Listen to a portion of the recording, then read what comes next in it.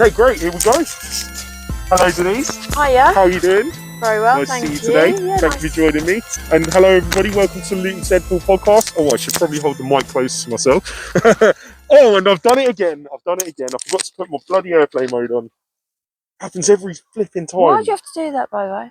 Because if someone calls me, then it stops the recording. Right.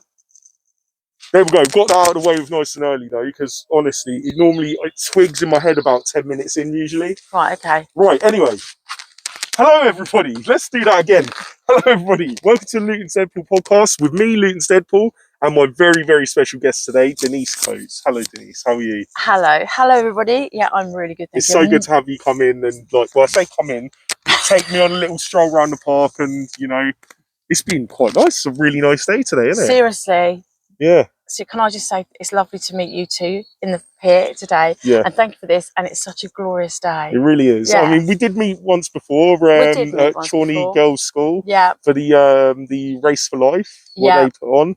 And my God, what a great school. Firstly, let's just talk about Challney for a second and just say big up to the teachers there, Miss Ponsonby, Miss Dolan, all the great teachers who helped to organise these events. I think over the last 5 years, they've raised 60 grand, something like that. It's an insane amount of money. And we're truly lucky to have one of the most deprived wards in Luton being one of the most caring and giving wards. So, yeah, I just want to say a special thank you to people at Challney Girls for all the work that they do. And yeah, you was there that day as well.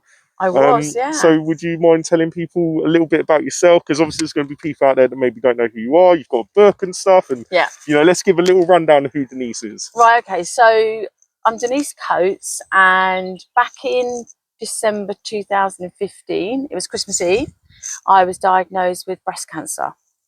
So after that, I had a succession of 3 operations and radiotherapy treatment, and I'm now on a hormone, and I'm still actually on a hormone blocking tablet. So without going into that too much, I think what I was passionate about, and what I'm passionate about, is awareness of early detection of cancer will save your life. And it was when I was having radiotherapy that, and I always get a little bit, it's strange. When I was having radiotherapy, I witnessed humility and kindness that I'd never witnessed before, but I'd also witnessed the devastating side of cancer. And that really gave, and when I finished treatment and I came out and I looked at the sky and the grass and everything else, and my life, it was like I was looking through another set of eyes. Yeah. And I just thought, I have to do something.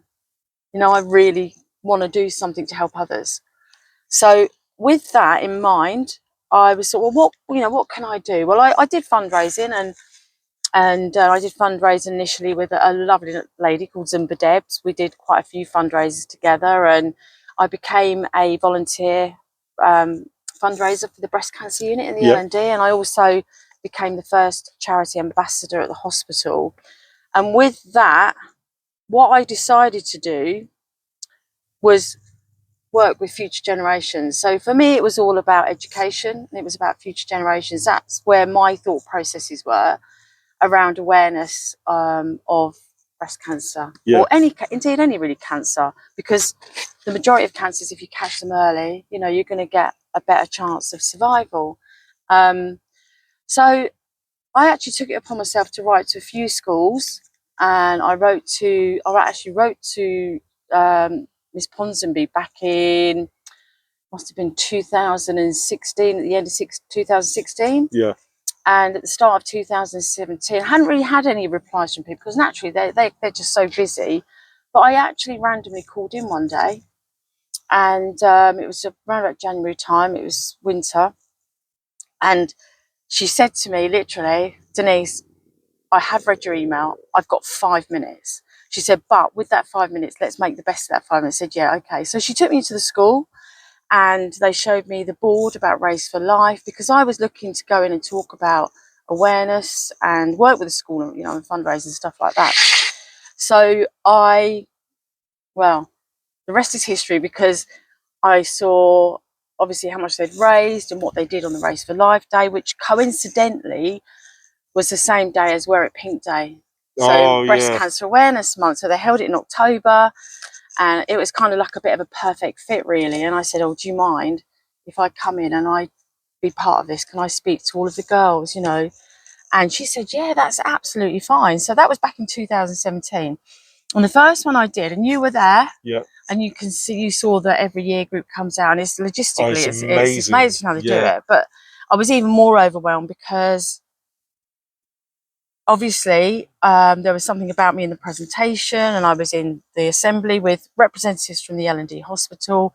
You know, at the time it was Bianca, who was a fundraiser with me at the hospital, and they were supporting me as a survivor. And yeah, I actually got up and spoke to every year group for every day. Yeah. And I did say to them, it's actually written in this book what I said, but I said to them that I was determined, and general things like about, you know, what giving back means as well, you know, how that makes you feel as a person. And it was really, really good. But I actually did that year, that first year, I did every run for every year group. So I ran, I jogged 13 miles that day. And it was the first and the last time actually I did it. But I told the girls that I was determined. So I thought, well, I need to show them that I'm a determined sort of person. So I did that. And then from then on, every year, bar COVID, I have been into the school. And they are amazing. They're incredible people. And they welcome me with open arms. We've had this really good sort of like partnership with it all. And I hope that, you know, I can always go in and speak with them, whether that's one day or a few days. Yeah. And they have hugely, hugely supported everything I've done. Even to the point that when I discovered that health awareness wasn't in national curriculum in education. Oh, really? No, it wasn't. I didn't know that. So I got chatting to, obviously, to Miss Ponsonby, Nick Ponsonby, and Lisa and other teachers, and it became apparent to me that at the time, PSHE, which is physical, social, economic health, wasn't in the national curriculum. It was, but they could like kind of like slot it in. It wasn't mandatory. So then I took it upon myself then to take myself off, and I went and met the Right Honourable Andrew Salou, and we started campaigning. So my campaigning was for the whole point that I was trying to make was, and it's not about scaremongering, it's just giving people a little bit of knowledge about if they've got, you know, a lump or a bump, or they know their body's the best, they just go and get checked out. And that's not just for them, that's for their friends and their families, their aunties, their sisters, brothers, uncles, fathers. So I started campaigning, and then we had letters exchanged from the Secretary of Education, the Secretary of Health. So I got letters at home from Parliament, and it was already been, policymakers were already sort of like talking about it with leading charities. But he actually mentioned me in the House of Commons, which was really nice of him, and I've got to mention. Oh, wow. And then I managed to get ITV Anglia News into the school, and the school actually went with it. And Nick was just so supportive of what I was trying to do, and the school were, that we got filmed by East Anglia News for awareness of, you know, of cancer. Well, well done to and you I wanted for it in the that, national curriculum. So I'm really, really pleased to say that one of my goals was to see it in the national curriculum, and September 2020, the papers were submitted, and there was consultations and everything else, and it's now in the national curriculum. Oh, that's brilliant. But that wasn't just me. That was a lot of other people. But you know, no, you really pushed for that to happen, and you know, I can only thank you. You know, I've got 3 daughters, right? So for you to do that for them, that means a lot to me, because you know, ultimately, knowledge comes power. You know, and without having people like you around, how will they have access to that knowledge? It's not. I know that they do a lot in schools to help people with awareness to many, many different things, but you know, there's a whole world of problems out there. It's really hard to focus on. Unfortunately, things that affect people disproportionately more than others. When it comes to breast cancer, obviously it's girls. But then at the same time, what I wanted to actually talk to you about, because there's something that not a lot of people know, and to be honest with you, I didn't really know until I started looking into you. That it affects men as well. Yeah, it does. Yeah, that's crazy. I was like, well, I need to start checking myself, and the truth is, I do. Yeah, and the thing is as well with that, can I just chip in on that? Yeah. I'm reissuing my book in October, and I'm going to have a male breast cancer story in it. Oh, interesting. So this is predominantly women, and there are mini survivor stories in it.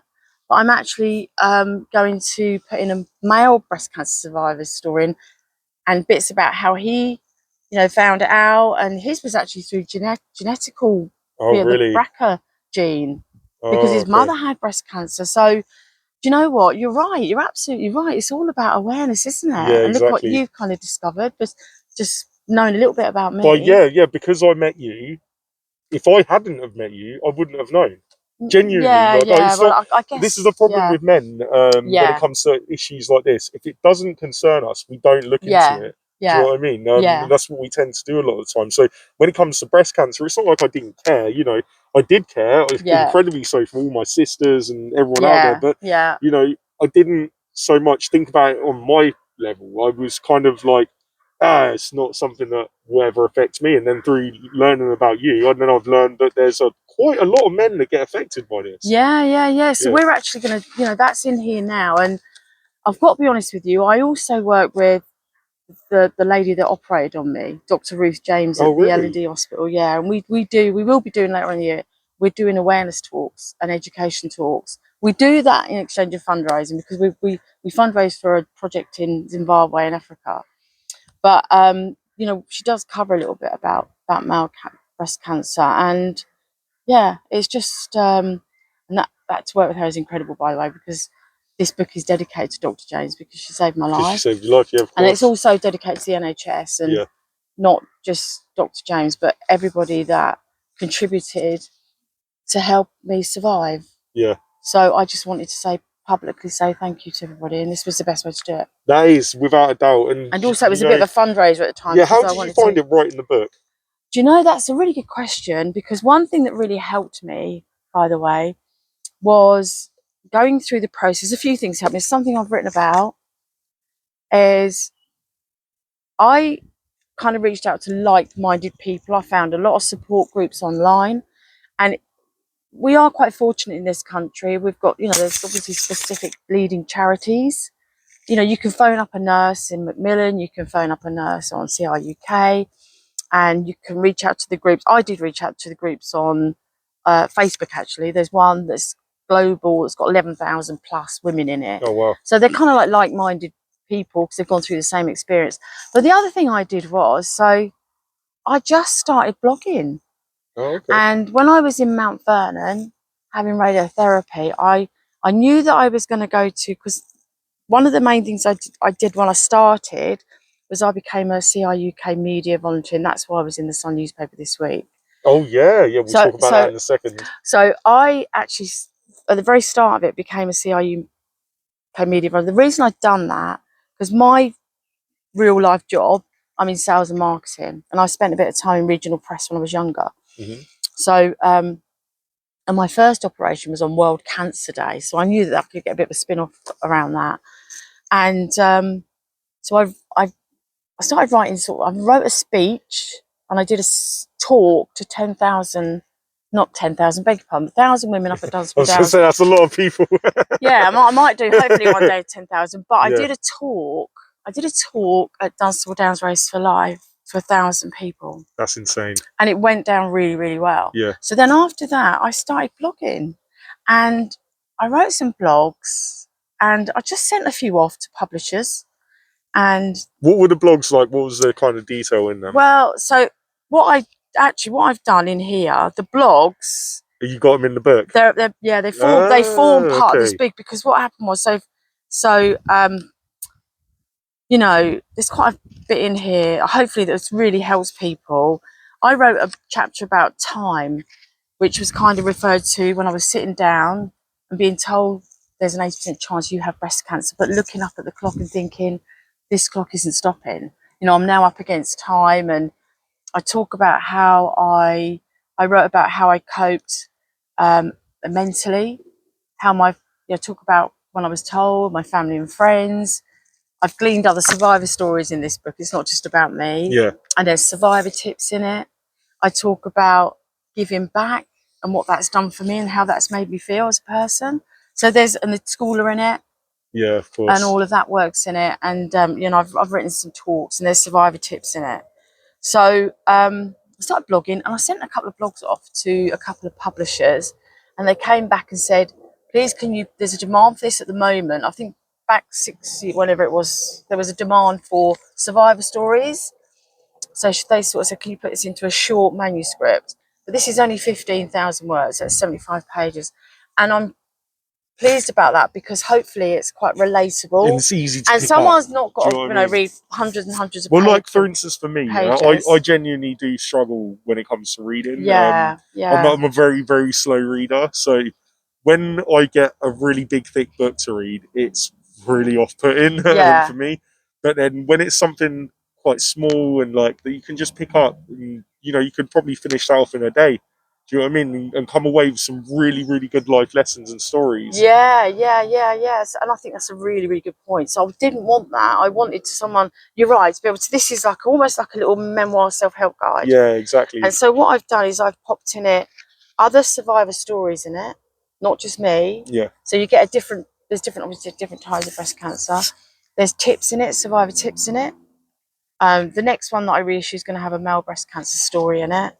And I think one of the key things, and I think you might really back me up on this because I've listened to you a lot, and I know that we're all talk about mental health, don't we? Yeah. And for me, what helped me, and something else I want to point out as well is obviously cancer is unique to the patient. Like, I only want people to think that what worked for me may help them, may not. Yeah, you know, I'm not to say, you do this, do that. Of course not. But something in here might help you. Yeah. And what I really like, I have to say, I had CBT. Oh, okay. About 10 years ago, 15 years ago, I had what's called cognitive behavior therapy for a different situation.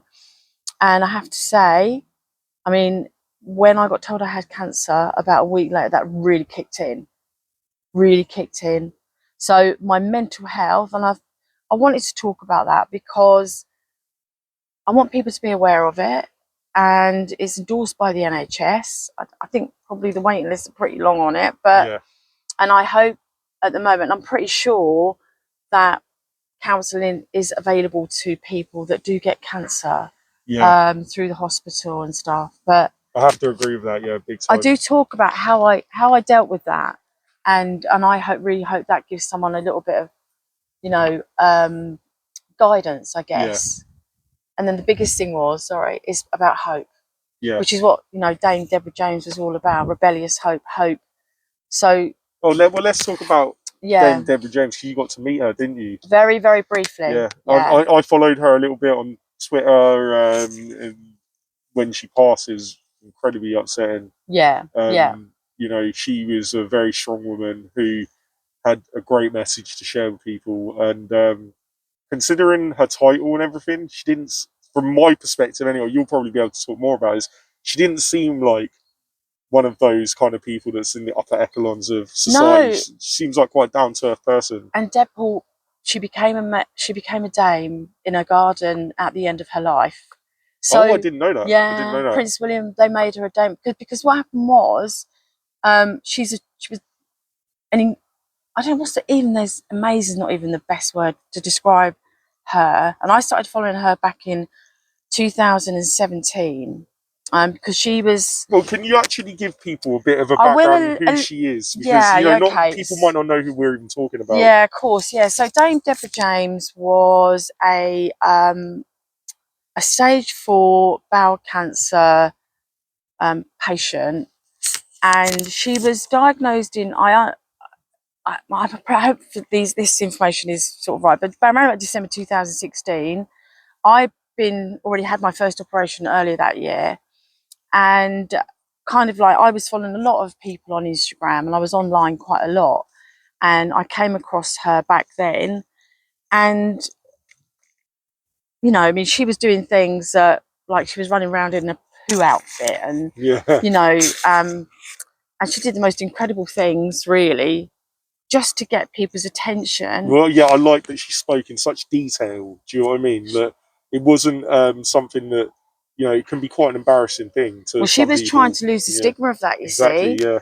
And it just really went on from there. And she was having treatment and research for all of that time. She was stage 4.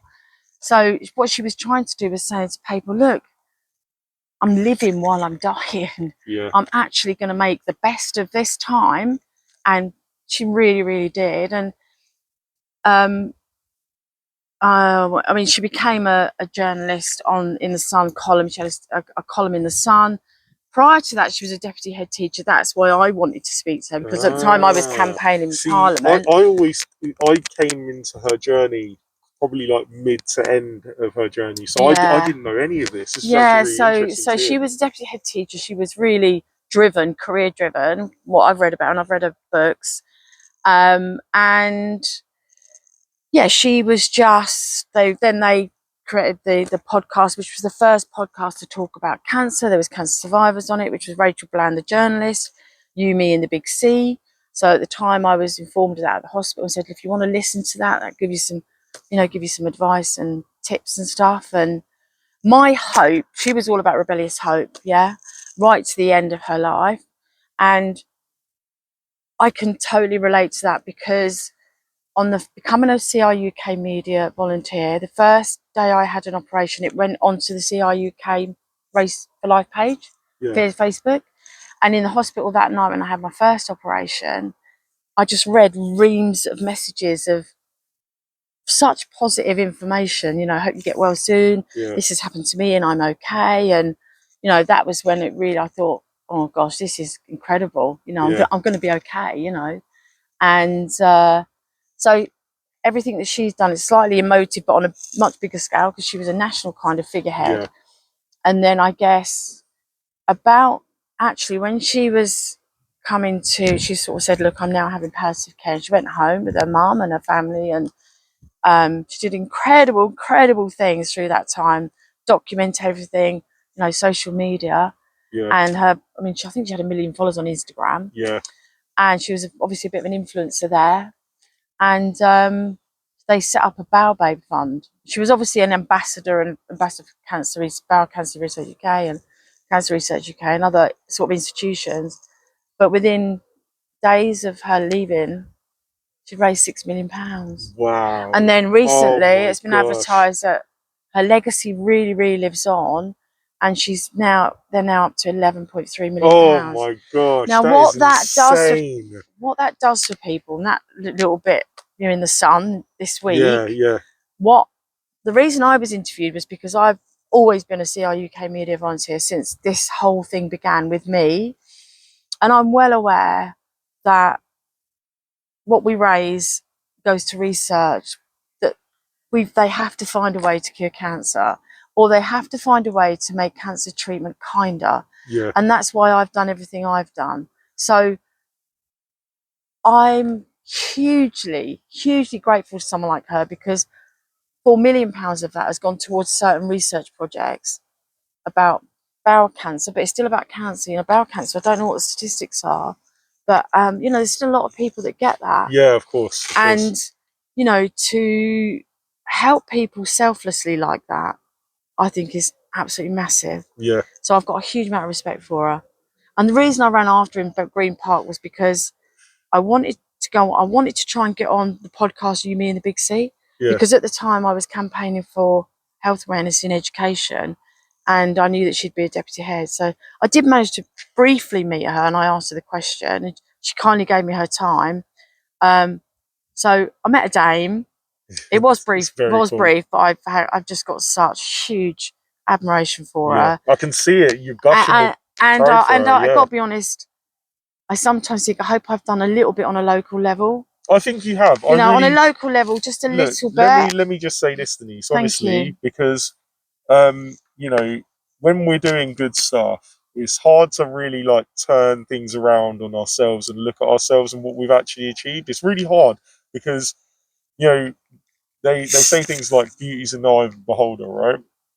So you can't really ever see yourself for what you are. Do you know what I mean? Yeah, you're always waiting to have a compliment off of someone else to tell you that you're on the right path or you're doing good. Yeah. And without that, you kind of never know if you're actually doing well. And I can honestly say you have affected me. No, seriously, you did. You've affected me. So if I'm the only person, you've affected one person, and that's massive. you know, and then I know that it's not just me because you affect so many girls in Challney Girls School. Yeah. And anybody that reads the Sun newspaper now. Yeah. And do you see what I'm saying? There's so many people that you've Yeah. affected. I can't thank you enough for the work that you've done. And I hope that you just want to keep going forever and ever and ever until you've got no That's the same for you breath as in your well, by the body. way. I'll try, but it's very hot. It is very, but it's the same for you. I mean, I do get where you're coming from, and Yeah. there is something actually that was. Sorry, just give me 1 second. I just need to check because I've just realised how hot it is out here. We're good. We're good. So I Dame. normally get a warning on my phone. Go on. One of the things that Dame Deborah James wrote was, "I'm always so grateful for the generosity of others," and you kind of hit the nail on the head there. You don't kind of recognise that about yourself, but I don't know whether whether you do or not. I don't know, but it's probably a good thing to not. It probably is. Do you know what I mean? But do you know what? It's like what you do. I just look at you and think, oh wow, what people do in this world is just amazing. You know, we know, you must know so many people now. Oh God, yeah, it's crazy. That do I'm very amazing. lucky. I'm very lucky. I was saying to you whilst we was walking up about how part of one of the reasons why I first donned the suit was because I was starting to lose my faith in humanity. I was starting to think that, you know, because if you just stay on social media, the world looks terrible. Yeah. It's horrific. It's really scary, actually. If you spend too much time on there. Yeah. And then, you know, the stuff that people would talk about when it comes to Luton and the surrounding areas, you know, we get so much bad press. And I thought that maybe if I can do something, maybe I can affect some people, and then maybe the world won't be so bad. And in doing what I do, what I've actually found is I found loads of people like you. Yeah. Seriously, like so many. It's like there's this whole group of people that exist in our little town and in the surrounding areas where it's like we've all got the same desire to want to help and change for the next generation. Yeah. And you know what? Yeah. I totally agree with you in that whole thing about Luton, and it's why I've really championed the school. Yeah. So the school's been in, you know, obviously I know the school gets in the regional press a lot anyway, and you've been in regional press, but you know, wherever I go, I always speak about Luton. You want to push them particularly, you know, the generosity. Obviously, we're not the only, you know, hopefully our MPs really, you know, because there's, you know, at the end of the day, the breast cancer unit in Luton is like in the top 10 in the country at the L&D. You know, but there's things that we're not, you're right, there's so many things that we're not aware of that are so great about this town that we live in. I mean, I was born in Luton, or I live over Dunsborough, Regis Way, but I'm a Luton girl. I was born in Luton, and yeah, I mean, blimey, I'm blown away by what the girls have done at Challney, particularly because, like you say, you know, that's so it goes to show, you know, like I say, it's restored my faith in humanity massively. I think this is why I know that I can't stop, because I know when I see the comments on Twitter threads, I can see that there are people out there that have my old mentality of that the whole thing is shit, and they're not gonna. They just have given up. Do you know what I mean? So there's a lot of work to do still to change that narrative and to show people that, do you know what, you've actually just been doing, like, you know, getting trapped by clickbait a lot of the time. Like, there's a lot of stories out there that sound really bad, and when you read into it, you're like, actually, that doesn't mean anything. I know what I've just read. It's good that you think like that. I think it's really good you think like, and I do the same. Yeah, and I think it's really important because, you know, it's like, I always believe that you are what you eat, and when it comes to knowledge, it's like you're feeding yourself, so if you feed yourself on bad information, that's going in your brain, and that's just going to affect everything that you do in all aspects of your life. You're going to enter everything more negatively. Like, say you're walking down the road and you bump into somebody, you might turn around and want to fight that person. But if you've looked at things in a more positive light, if you bump into someone in the middle of the street, you might go, "Oh, really sorry about that," and then you just carry on your way. You know what I mean? It's a really powerful thing to know what it is that you're taking in. There's a lot of people out there at the moment, some people that have come from Luton who've done very well, and all they do is speak negatively. So I won't name the people. They're very famous, very, very famous people who are globally known now for what they do. And unfortunately, they spend their time talking about the negative. And yeah, there are negatives out there. There's a lot more positives. And there's a lot of positives. And do you know what as well? Right, okay, so you're right, we've just got to let's keep on that side of the positives, and hopefully they'll reach out to the people that really need to hear that. Yeah. Rather than that whoever they are, and that negative whole side. We're always going to have that in this world, aren't we? It's just a shame. Yeah, it is. But if we keep doing all this sort of stuff, hopefully it'll just balance it out a little bit. Well, even like let's try and change the shift of ratios, so Yeah, we've got more of this and less of that. That's what you're doing. I you're mean, the actually problem creating is that. the problem is we're never going to eradicate it though, because No, I don't think what someone we will. told me is an old like RE teacher that I had years and years and years ago when I was in school, and he said something to me. It's always stuck with me. He was like, "How can you ever recognize light without darkness?" Yeah, Do you know what I mean? yeah. It's a beautiful little sentence he said to me. I carry it everywhere I go. It's like the yin and the yang. Like you can't have one without the other. So you want the world to be a good place?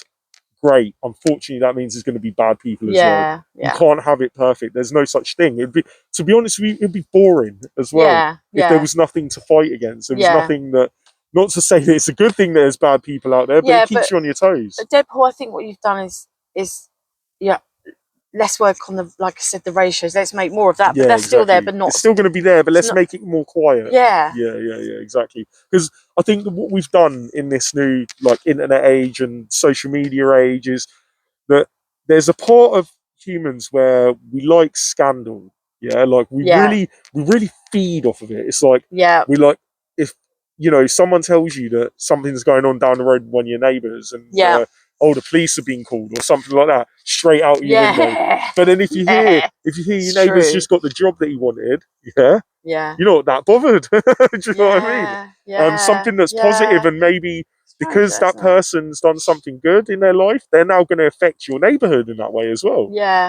But we don't highlight that. Like, if you go onto any news, I mean, we're really fortunate in Luton to have the Luton Today, who do a great job of showing really positive stories. Yeah, they do. Considering that if they put out all the bad stuff, they would get more clicks. Simple as, if you look at that show, 24 Hours in Police Custody, it's like one of the biggest shows in the UK. Yeah. People love it, and they love it because you get to see that part of Luton that's not so great. But, Luton Today, they don't buy into that. Do you know what? I've just thought of this thing. I saw something you mentioned actually on one of your podcasts, and I thought, blimey, you're so right. Do you remember when Prince Charles visited? Oh, yeah. And somebody threw an egg at him? Yeah. And you said, I hope, was that the national papers focused on that, but not on all of the great things about that day. And I thought, do you know what? He's so right. Yeah, I was there that day. He's so right. I was there front and centre. I could see everything. I didn't see the egg. I didn't even see. Yeah, I did. I said that. Yeah. About the media. But yeah, no, I didn't even see the egg that day. It was like one of them things where if it happened so quick. That nobody saw it. I'd never saw anyone get taken away. I was very aware that day because the king was right in front of me. So it was Did he chat with you? He saw me. It was really funny because I was dressed as the elf. Yeah, I was like elf Paul. I was because it was over Christmas time, so I had Buddy the elf suit on over my Deadpool suit. I was stood on, in town outside Don Miller's. You've got them penny farthing type bike stands. I was stood on one of them. I was above everyone. Right, I could see the snipers on the roof, all fixed on me. That was fun. Well, yeah, of course I'm a masked man, and the king's right there. Like they're on their game, and thank God they are. I want people like that. Yeah, we do. I'm glad I didn't get shot, but I was stood on the bike thing, and I just started screaming and like, Charles, and he was like dead in front of me. He was about, I don't know, maybe about 3-4 meters away from me. Yeah. And he looked up, and he had a little word with his mate that was next to him. And his mate was like, I don't know. And then they both carried on. Oh, so yeah, he saw me. He was very confused by me, by the look on his face. Yeah. So yeah, that's a moment that I'll take with me to the grave, I think. Yeah, right, it was quite insane. But yeah, like what you say, I mean, my experience of that day. Yeah, that was in the national press. I mean, come on. Yeah, no, my experience of that day was wonderful. We had a band playing from one of the schools. I can't remember what school it was now off the top of my head, but we had a band playing from one of the schools. Absolutely fantastic music, really modern as well. It wasn't like, the king's coming, so we have to be proper. We done the kids done a great job. Yeah. We had all of the best charities and all the best community initiatives that we've got in the town, all there present. Did the Sky report on that? No. Did the BBC report on that? No, No. yeah. All they talked about was Yeah. one bloody egg. Yeah. Look, Yeah. to be honest with you, you know, I didn't even see it get thrown. My personal belief is that a sniper took the egg out in midair. They're that good. That's what I keep telling myself. Like, they're that good. Right, They took the egg out. But let's, yeah, you know what? Let's not focus on that. And like you said, let's try and, you know, change narrative or make Yeah. those things less. And we just have to talk about the good things. I mean, there is, to a certain degree, you do need to talk about the bad, right? Because without it, say for instance, knife crime in Luton is bad. It's very, very bad. Yeah. But at the same time, there is still a positive side to that, which is that we've got people who, once you know things are happening like that, we get people who come in to try and save these kids. So I've got a friend, Junaid. He recently was running for the Biscuit Ward in Luton as a Lib Dem councillor. Yeah. And sadly, he didn't get it. I really wish that he did, because he's someone whose voice needs to be heard more. Yeah. But this guy, he puts on knife crime initiatives. He goes to help kids. He uses the idea of working out and being physical to use it in a positive way, and to have it as, like, you know, you've got a goal and that you're not on the street. And he's such a great man when it comes to young kids, and he's really good at inspiring. Another person, JP from Boxing Saves Lives, insanely cool person, goes around Luton putting on free boxing sessions, especially in deprived wards of Luton. And the whole idea is that it give gives them these, another focus. Yeah, give them. And do you know what? I had Ticey Gallagher, the Commonwealth champ, on my podcast the other day. Oh, did you? She's amazing. She's absolutely amazing. She works really closely with JP, and what she said is the amount of, like, young boxers there are in Luton now skyrocketed since he got involved. So he's making a genuine impact. Yeah. And, you know, we need to talk about people like him more, because honestly, without those sort of people, yeah, the evil side will win, because unfortunately we're all just kind of like, you know, accepting of the world is like this. And a lot of people don't have the wherewithal that you have to go, after you've gone through all of that trauma, to then go, do you know what? Yeah, it might have taken a lot from me, but I've got so much to give. I'm going to use everything in my power to do good in the world and help people. And unfortunately, there's not that many people like you. Actually, saying that, no, I believe that there is. It's just that people don't know how to do it. Do you know what I mean? Yeah, right, okay. Yeah. Does that make sense? Yeah. And like for you, when you before everything happened to you, would you say that you would have found it quite difficult to have got involved with stuff like that, or has this always been part of who you are? Before I had cancer, I would have been able to, because my working life allowed me to. I was in sales and stuff, and I worked in regional. I worked at the Lou News actually, and held a post years ago. I would have known how to do certain stuff, but it wasn't until I had a life-threatening experience or challenge that really woke me up to strange. It's strange, you know, like to. Well, I just went from that to totally different. It's weird. I can't explain it. Sorry. No, it's all right. I understand. I think I could have done the things that I've done. Yeah. Because I had those skill sets anyway. Yeah, exactly. And because I had those skill sets. But I know what you're saying though. Not everyone. It's like, you know, until it affects you, it's like you don't really, like, before the pandemic, before I started doing this, I didn't do any volunteer work. I didn't do any charity work. No, nor did I. Yeah, I didn't. I wasn't. I had cancer, I wanted to. I really wanted to, but I didn't know how to. I know it might sound silly, but it's even to the point where I would say to my friends, "I really want to volunteer at places," and they would go, "We'll go on and do it." I'd be like, "Okay, how do I do it?" And none of them know. So I'll Google for a day or whatever, and I'll be like, "Do you know what? This is too confusing."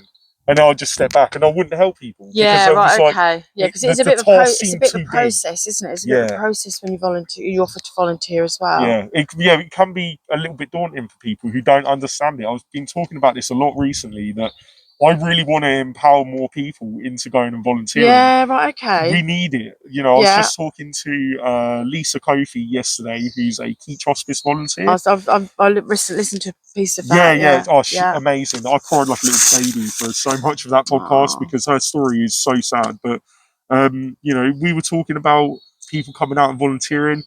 It's like a conveyor belt system with volunteers. You know, they're helping, and eventually you lose some. right? Yeah. So you need to get more people on, because otherwise then the volunteering stops. Like it is a continuous process that if we don't keep pressing with this, we're going to run out of people. Like, we and need do to you know keep the other going thing with is it. as well, I'd like to say Go on. is I actually opened up Cancer Research UK Superstore back in 2000 and I think it was 19 October or 18. Yeah.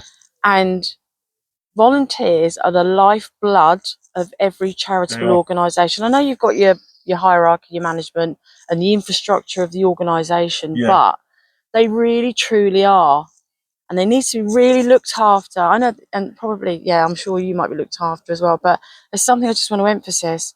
I spoke directly to the volunteers and I thank them for volunteering, because what they were doing was helping me save my life as well, because it's all towards research and money and stuff like that. So you're right, we do need to keep that going. Perhaps they need to make the process a bit easier to become a volunteer. I don't know. It's really easy. This is the thing. Like, I've looked into You've just got to fill in a form, haven't you? Yeah, I mean, like, I volunteer with a food bank, right? And actually, just to make this I love point, the food bank, Selma. Tomorrow, the food bank are in desperate need of people's help. So, just to say to anyone out there, if you're seeing this today on Friday, tomorrow on Saturday, they are desperate. Oh, are they? What, for in the warehouse? Oh, no, for they're doing a food drive at Asda. And whereabouts in Asda? Luton? in Luton's Asda by Wigmore. Yeah. Oh, okay, right, okay.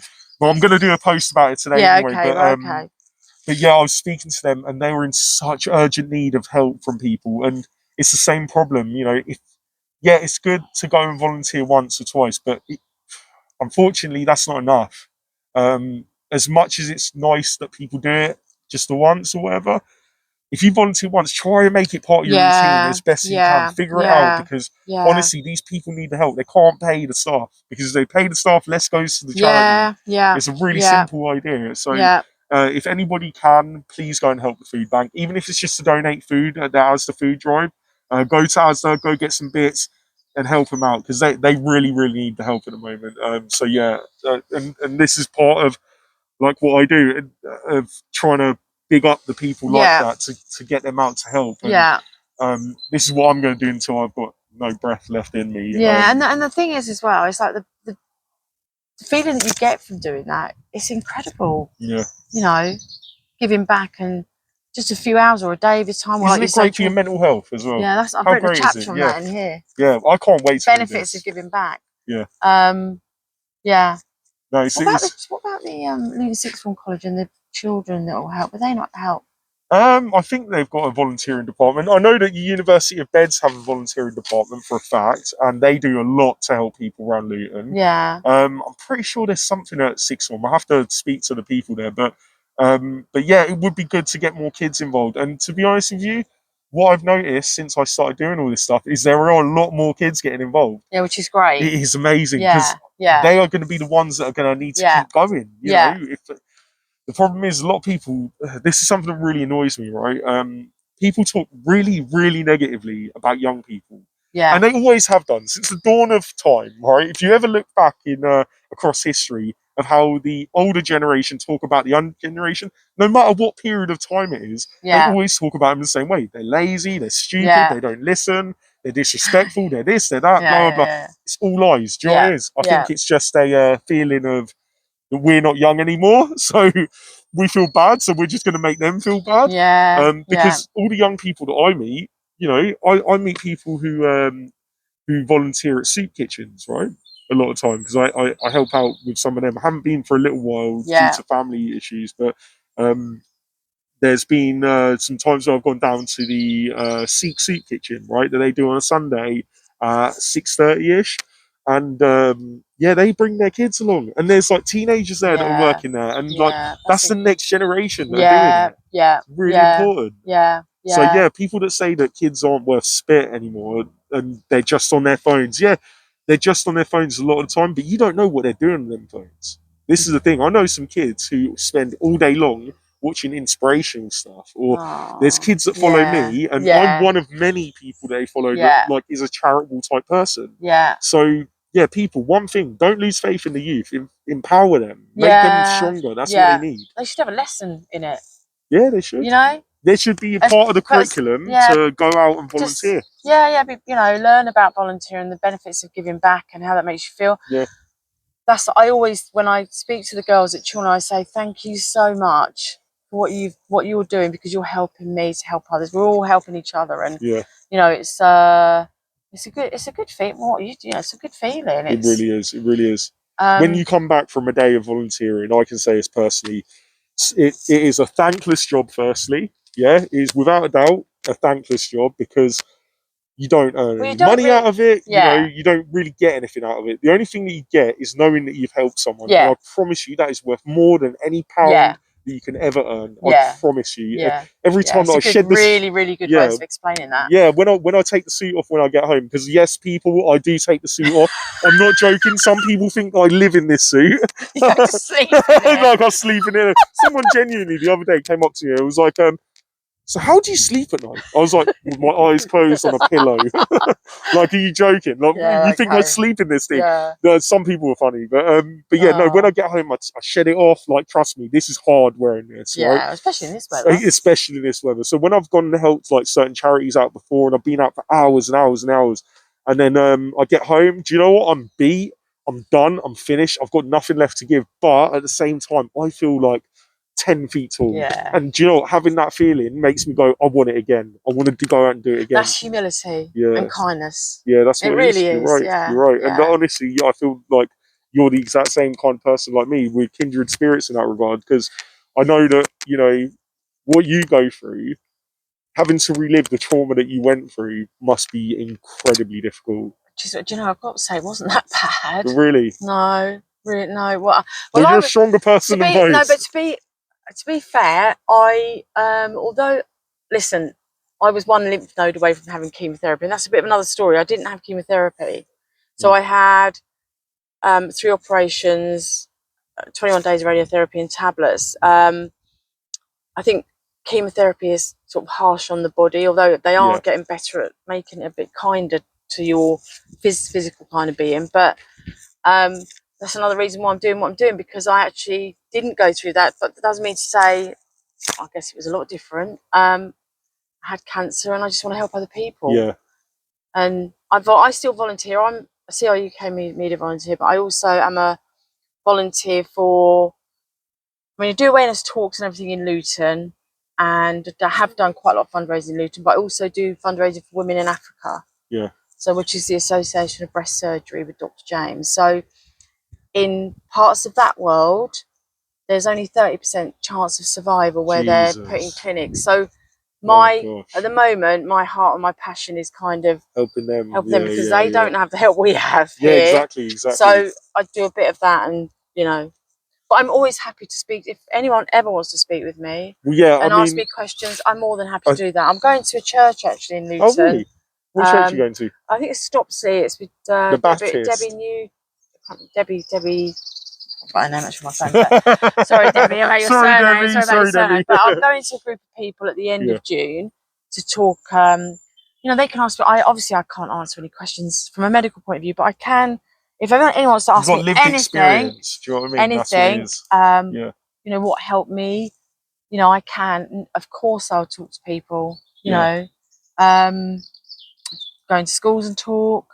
I've been to specific groups. I've been in the the temple in Luton. I've taught, which was absolutely the most incredible talk. I gave to 300 people. Oh wow. In the on Leagrave Road, Oh yeah, yeah. Marsh Road. No, in Lucy Farm. Yeah, yeah. I can't remember what temple's called. I don't know if you can remember it, but Was it the seat?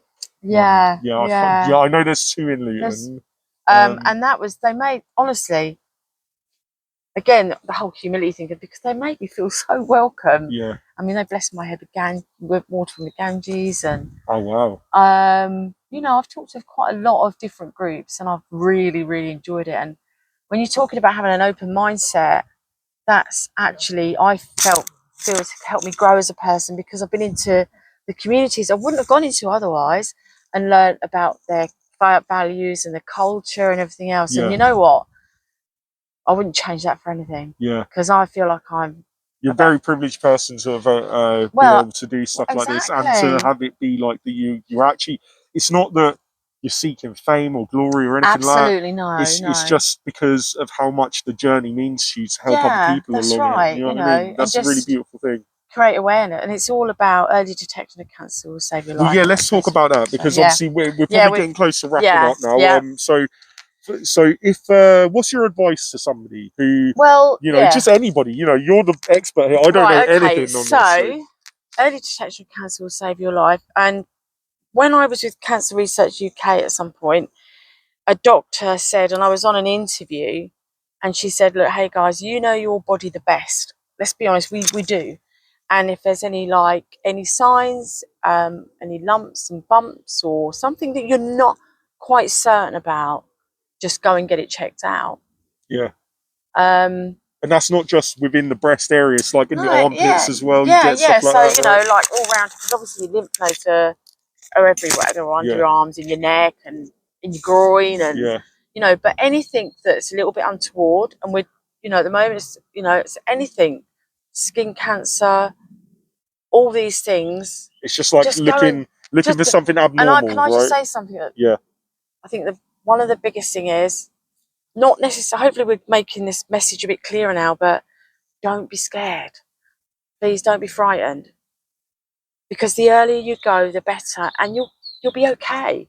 If you've got a little lump or a bump, and if it's not too big, or that will get sorted, and you'll be okay. Honestly, I was absolutely overwhelmed with my treatment at the L&D hospital. I've written about it, how a team of medical professionals come together and they sort you out, and you have a treatment plan and you have support, and it, honestly, please go. If you've got any concerns about your body, lumps and bumps, anything, just go and get it checked out. Early detection of cancer will save your life. It has saved my life, and that's really important. Thank you for letting me say that. No, that's beautiful. Sorry. And no, please don't apologise. Now let's talk about the book. I'm reissuing my book. So when's this coming out again? So what happened was, I actually this came out, was published. It's probably published by a publisher in Leicester, but it was online everywhere. It was on Waterstones, Amazon, all the retail outlets. But it hit the journalists right at the height of COVID. So it came out, January 2000 and no, March time, February 2020. Yeah. So there was no one was in their offices. Everyone was at home. We were locked in. We were locked down. So it came out the height of COVID. Now, the other stupid thing I did was I tried to, in this book, everything that I've written about is kind of generalised. So I wanted it to help everybody and not just be specific. But that kind of didn't help me in a way, really. So I'm rechanging the title to Breast Cancer Conquered Together. Oh, that's a nice title. I like that. Breast Cancer Conquered Together. And there's going to be a male breast cancer survivor story, and it's going to be coming out in October. And where can people purchase this? Well, I'll do some, perhaps you can reshare some stuff at the time. It's going to be on Amazon. If you do a book launch or anything, I'll be happy to attend. Oh, okay, thank you. I'm actually hoping to do one in Houghton Regis and Luton and St Albans, because actually Waterstone St Albans have said that they will do it for me. The lady at the community locally has said she'll do something for me, so hopefully I'll get something done in Luton. But so this time I'm going to relaunch it, and hopefully there is something in there that might help someone or help their family member. And I did it for charity, actually. Yeah. And it's just that whole thing about giving someone else hope. Yeah, that's beautiful, Denise. Thank you so much for doing this, and thank you for talking to me, spreading awareness. Just like, this is what we've got to do. This is our mission in life, right? And I'm with you on that. And any time that you need me, please don't feel afraid to pick up the phone, give me a shout. I'll give you my number after this, and then any time you need me, we can just do whatever I can do to help. You've got events on, wherever it may be. I'd love to support you any way I can. So please don't hesitate to ask. That's really kind. Thank you. Thank you for interviewing me today. It's been awesome. Should we have a hug? Let's have a hug. Let's have a hug. Oh, you're the best. Thank you so much. All right. Well, that's it for today. Thank you, Denise, for joining me. Thank you, Luton, for listening. Get yourself checked. This is an important message.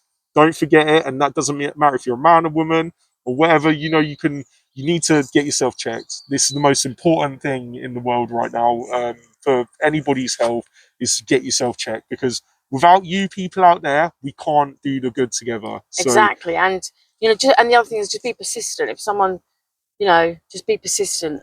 about that as well. Exactly. But have a lovely weekend, everybody, and you too. Thank you very much. Come on, Luton, up the town. Love you, yeah, Luton. come on, Luton. Yeah, love you, Luton. They're in Wembley. Yeah. Oh, All right. yeah, See you guys later. Bye. Bye. Bye. Bye.